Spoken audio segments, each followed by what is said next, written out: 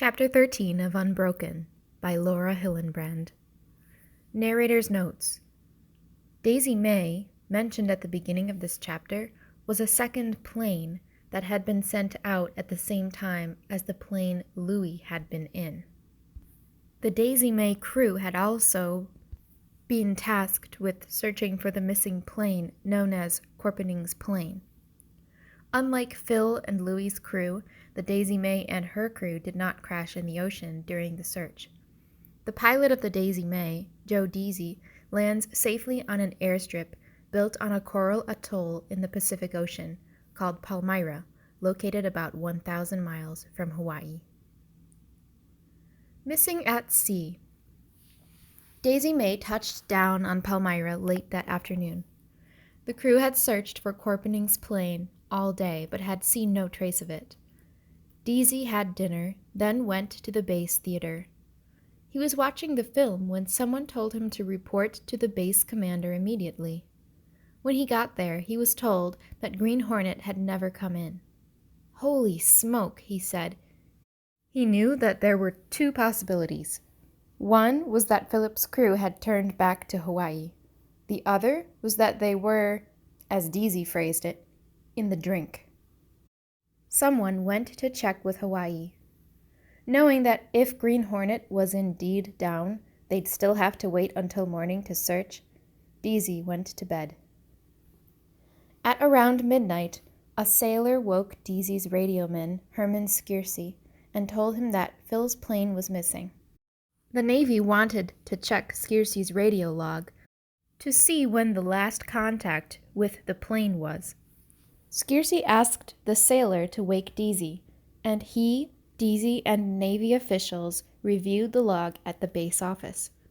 It yielded little information. At 4:30 a.m., Green Hornet was declared missing.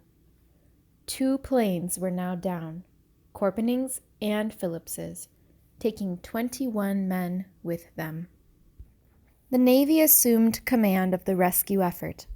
Once the sun was up, Daisy May would be sent out, along with at least 2 Navy flying boats and at least 1 other AAF plane. Because Daisy May and Green Hornet had flown side by side early in the journey, the searchers knew that Green Hornet had not crashed during the first 200 miles of the trip.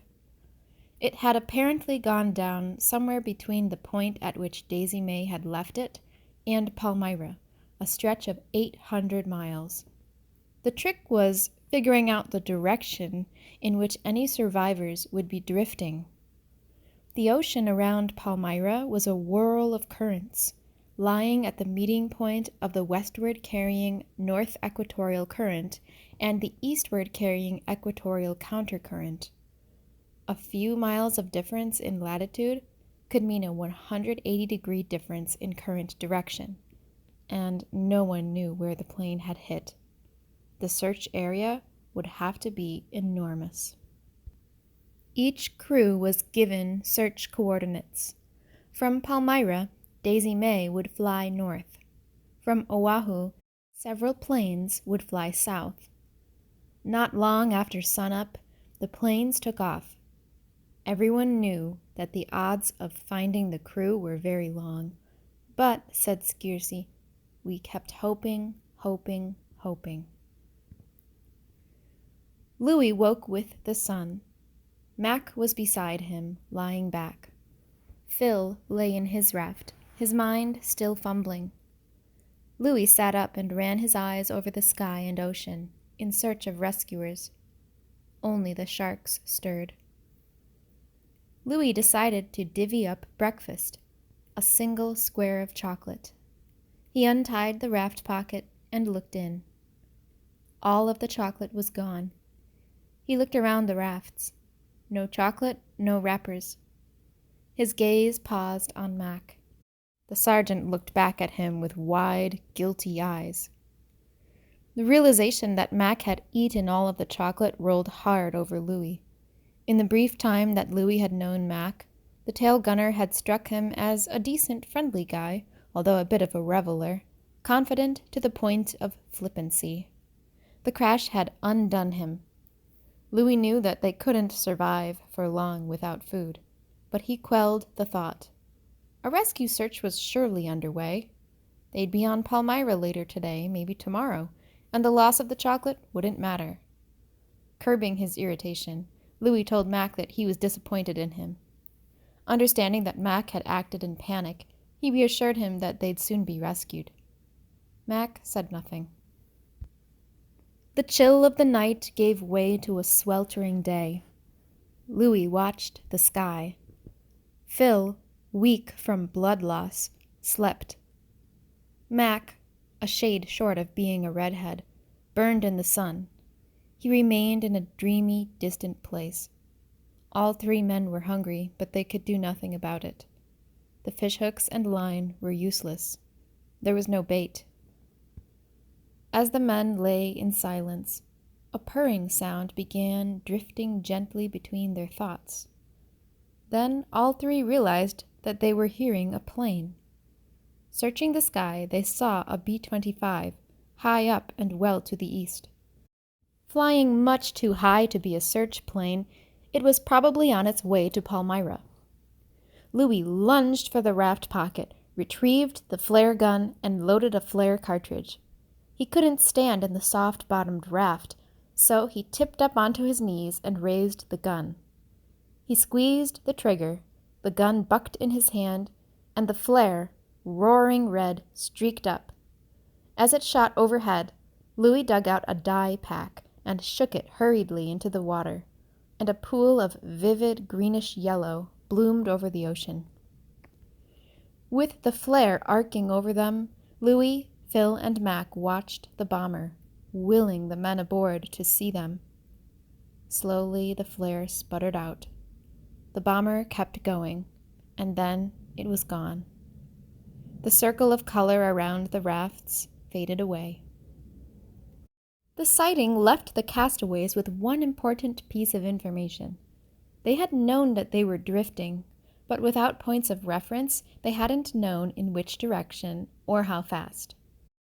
Since planes on the north-south passage from Hawaii followed a flight lane that ran close to Green Hornet's crash site, the appearance of a B-25 far to the east almost certainly meant that the rafts were drifting west, away from the view of friendly planes. Their chances of rescue were already dimming. That evening, the search planes turned back for their bases. No one had seen anything. They would be back in the air at first light. Over the rafts, the daylight died. The men took sips of water, bailed seawater around themselves, and lay down. The sharks came to the rafts again to rub their backs on the undersides. Phil slept for most of the next day. Louis sipped water and thought about food. Mac continued to hunker down, speaking little. For another day, rescue did not come.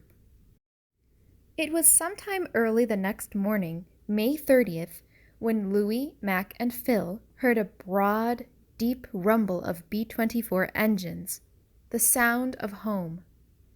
Then there it was, low and right overhead, a blunt-faced whale of a plane heading southeast, plowing through the clouds, disappearing and reappearing. It was a search plane. It was so near the rafts that Louis thought he recognized the insignia of their squadron, the 42nd, on the plane's tail. Louis grabbed the flare gun, loaded it, and fired. The flare shot straight at the bomber. For a moment, the men thought that it would hit the plane.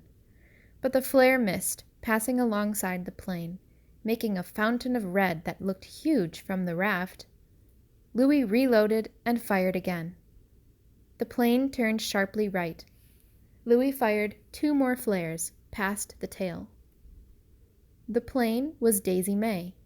Its crewmen were straining their eyes at the ocean, passing a pair of binoculars between them.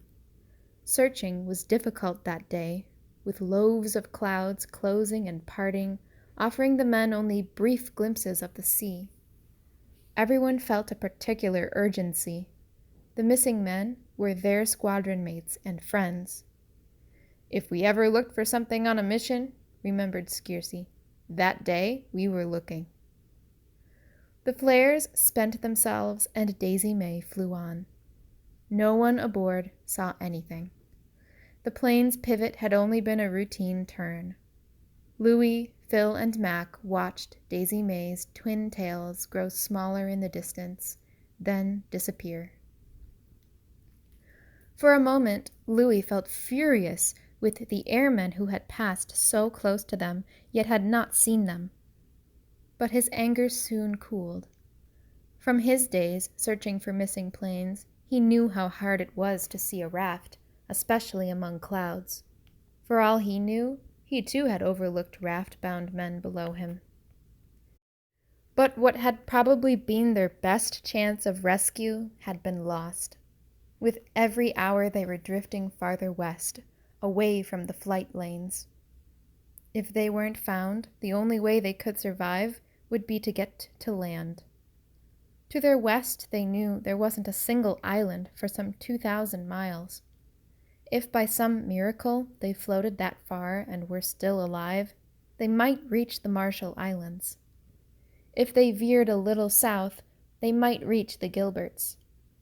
If they were lucky enough to drift to those islands, rather than passing by and out again into the open Pacific, they'd have another problem. Both sets of islands belonged to the Japanese. Watching Daisy May fly away, Louie had a sinking feeling. As the castaways watched their would-be rescuers disappear over the horizon, not far away, George Smitty Smith, who had sat up the night before the crash, talking to Phil about Cece, was piloting his B-24 over the ocean, searching for any sign of the lost men. About 50 miles short of Barber's Point, a base on the leeward side of Oahu, his crew spotted something. Spiraling in for a closer look, Smitty saw a muddle of yellow rectangular boxes jostling on the surface. Large fish were circling them. The boxes had not come from Green Hornet.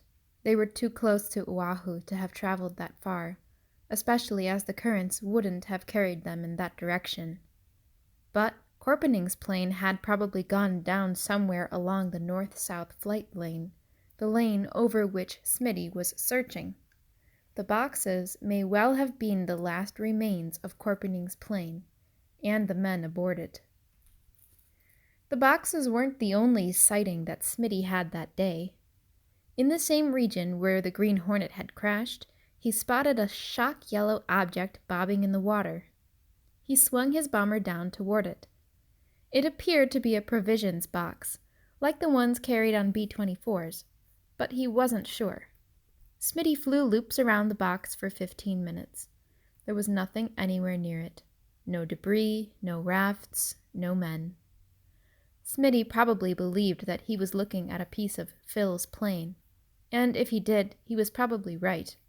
He flew back to Oahu, thinking of his friend Cece and all the pain she would feel when she learned that her fiancé was missing.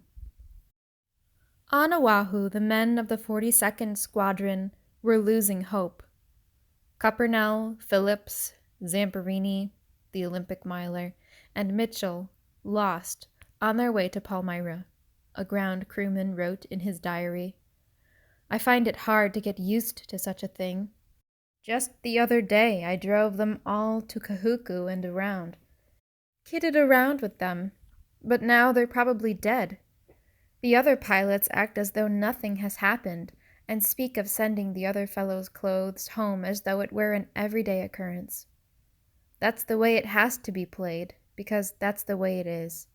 It's an everyday occurrence." The castaways' bodies were declining. Other than Mac's feast on the chocolate bars, none of them had eaten since their early morning breakfast before their last flight. They were intensely thirsty and hungry.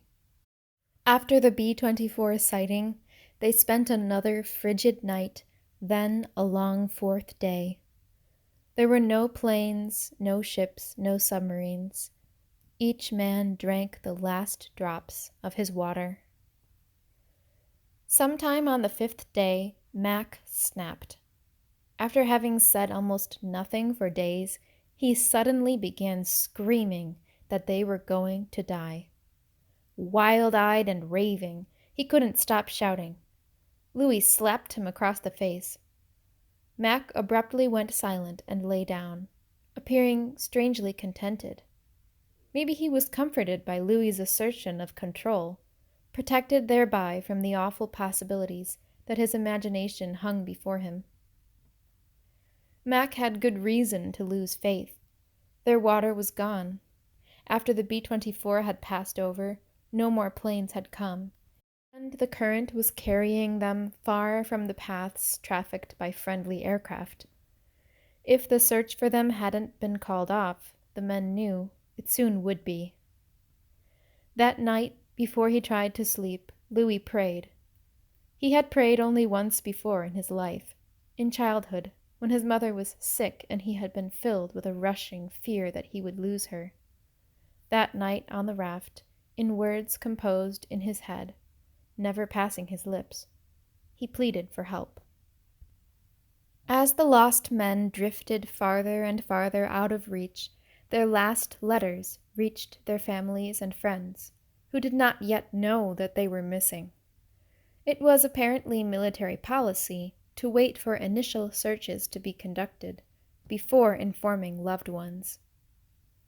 On the day after the crash, Phil's final letter to his father arrived in Virginia. Reverend Phillips, who called his son by his middle name, Allen, had joined the army and was now Chaplain Phillips at Camp Pickett. The last news of Allen had reached him weeks earlier in newspaper stories about Superman's saga over Nauru. Chaplain Phillips had carried clippings about the raid to the offices of a local newspaper, which had run a story on Allen's heroism. As proud as he was, Chaplain Phillips was also frightened.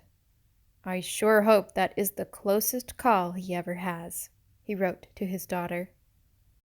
It was probably this fear that had led Chaplain Phillips to write to Allen to ask about the fate of the raft-bound men his crew had found, encircled by sharks, that spring. In his last letter to his father, Allen was reassuring. The men were all safe.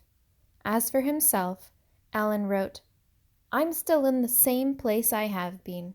I'll write again soon. So long for now. Al." On the weekend after the crash, Pete, Virginia, and Louise Zamperini made an impromptu visit to the home of Cuppernell's parents, who lived in Long Beach. It was a merry meeting, and they all talked of their boys. After the visit, Pete wrote to Louis, asking him to tell Cuppernell that his parents were doing great. Before sealing the envelope, he tucked in a photo of himself, smiling. On the back, he had scribbled an inscription, "Don't let 'em clip your wings." In Saranac, California, Peyton Jordan opened the letter that Louis had tossed out the window of Green Hornet as the plane taxied for its last takeoff. "Dear Peyton and Marge," it read, "I am still alive and kicking around. Why, I don't know." That little turkey'd better take care of himself, Jordan thought. Phil's last letter to Cece reached her in Princeton, Indiana, where she was finishing her first year as a high school teacher. In his letter, Phil had written of the moon over Hawaii and how it reminded him of the last time he was with her. "I never will forget that time I spent there with you. There are a lot of things which I'll never forget while I was with you, sweet. I'm waiting for the day when we can begin doing things together again as we used to do." He had closed this letter as he had so many others. "I love you, I love you, I love you." No more messages would come from the lost men. Pete's letter to Louis made its way to the postmaster in San Francisco, where the 11th Bomb Group's mail was sorted. Someone wrote, "Missing at sea" on the outside, and dropped it back in the mail to Pete. A week had passed since Green Hornet had vanished. Intensive searching had yielded nothing. Every man on Phil's crew was officially declared missing, and in Washington, the process of informing family members was set in motion. The men from Daisy May were told to return the plane from Palmyra to Oahu. The search had been abandoned. The crew was dejected. They wanted to go on looking. As they flew back to Oahu, they talked of the lost men. At Kualoa, a second lieutenant named Jack Cray walked into the cottage to perform the grim duty of cataloging the men's things and sending them to their families. Louis's room was mostly as it had been when Louis had walked out that Thursday morning. Clothes, a footlocker, a diary that ended with a few words about a rescue mission, a pinup of actress Esther Williams on the wall. The note that Louis had left on the locker was gone, as was the liquor. Among Louis's things, Cray found photographs that Louis had taken inside his plane. In some of them, Louis had forgotten to aim the camera away from the Norden bomb site, so Cray had to confiscate those. The rest of Louis's belongings were packed into his footlocker and readied to be sent to Torrance. On the evening of Friday, June 4th, 1943, Phil's mother, Kelsey, was in Princeton, Indiana. In the absence of her husband and son, she had sold the family house in Terre Haute and moved to Princeton to be closer to her daughter, Martha, and future daughter-in-law, Cece, with whom she had become dear friends. That evening, when Kelsey was visiting Martha, someone brought her a telegram. I regret to inform you that the Commanding General Pacific Area reports your son, First Lieutenant Russell A. Phillips, missing since May 27. If further details or other information of his status are received, you will be promptly notified. The telegram reached the Zamparinis that same evening. Louise called Sylvia, who had recently married a firefighter, Harvey Flammer, and now lived in a nearby suburb with her husband. Upon hearing that her brother was missing, Sylvia became hysterical, sobbing so loudly that her neighbor ran to her. When the neighbor asked her what was wrong, Sylvia was crying too hard to speak. Eventually, she pulled herself together enough to call Harvey at the fire station. She was frantic and confused and didn't know what to do. Harvey told her to go to her mother. Sylvia put the phone down and ran straight out the door. Sylvia sobbed for the entire 45-minute drive. Weeks before, just after the Nauru raid, she had picked up her morning paper and seen on the front page a photograph of Louis, looking haunted, staring through a gaping hole in the side of Superman. The image had horrified her. Now, as she absorbed the news that Louis was missing, she couldn't stop seeing that image. When she pulled up at her parents' house, she had to compose herself before she walked in. Her father was calm but quiet. Her mother was consumed in anguish. Sylvia, who, like the rest of her family, assumed that Louis had gone down in the ocean, told her mother not to worry. With all those islands, Sylvia said, he's teaching someone hula. Pete arrived from San Diego. If he has a toothbrush and a pocket knife and he hits land, he told his mother, he'll make it. Perhaps that day or perhaps later, Louise found the tiny snapshot that had been taken on the afternoon when Louis had left, when he had stood beside her on her front steps, his arm around her waist. On the back of the photograph, Louise wrote, Louis reported missing. May 27th, 1943. The news of Louis' disappearance headlined California newspapers and led radio broadcasts on June 5th. The Los Angeles Evening Herald and Express ran a feature on the Life of Zamp, which looked an awful lot like an obituary. Peyton Jordan, now a Navy officer, was driving to his base when he heard the news on the radio.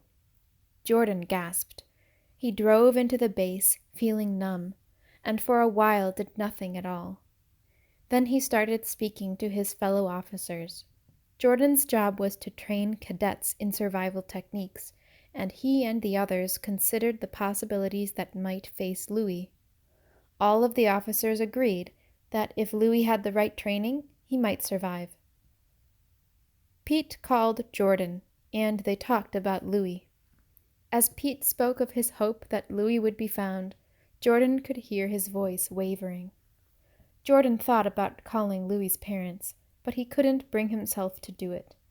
He had no idea what to say. That evening he drove home and told his wife Marge, who had known Louis well at USC.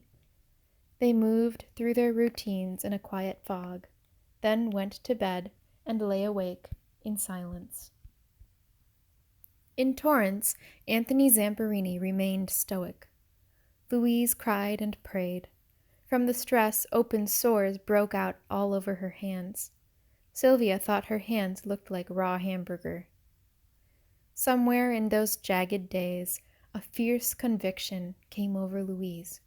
She was absolutely certain that her son was alive. On Samoa, Stanley Pillsbury and Clarence Douglas were still in the hospital, trying to recover from the wounds incurred over Nauru. Douglas's shoulder was far from healed, and to Pillsbury he seemed emotionally gutted. Pillsbury was in considerable pain. The doctors had been unable to remove all of the shrapnel from his leg, and he could feel every shard burning. He wasn't close to being able to walk. In his dreams, planes dove at him endlessly. Pillsbury was in his bed when Douglas came in, his face radiating shock. "The crew went down," he said. Pillsbury could barely speak. His first emotion was overwhelming guilt. "If I had only been there," he said later, "I could have saved it." Douglas and Pillsbury said little more to each other. They parted, each man swimming in grief. Douglas would soon be granted transfer back to the States. Pillsbury would linger on his cot in Samoa, hoping that he would one day walk again. On Oahu, Louis's friends gathered in a barracks. In the corner of one of the rooms, they hung a small flag in memory of Zamp. It would hang there as Louis, Phil, and Mac drifted west, and the Allies, the 11th Bomb Group's 42nd Squadron among them, carried the war across the Pacific and into the throat of Japan. Footnotes. Footnote 1 regarding the islands to the west of where the crew went down. There was one spot directly west, about halfway to the Marshall Islands, where the ocean floor was just 5 feet below the surface. It was almost an island, but not quite. Footnote regarding Pillsbury. As soon as he could walk, Pillsbury was assigned to a new crew to replace a dead waist gunner. Superstitious about adding a new man, the crew received him coldly. On a mission, a Zero tried to ram the plane, and one of its rounds exploded inside the fuselage. The engineer found Pillsbury on the floor with a hunk of metal embedded just above his eye, the white of which was clouding with blood. The plane made a hasty landing, and Pillsbury was bandaged up and sent back to his gun. Somehow, Pillsbury survived the war, a fistful of medals and a permanent limp, testifying to all he'd endured. "It was awful, awful, awful," he said through tears 60 years later. "If you dig into it, it comes back to you. That's the way war is."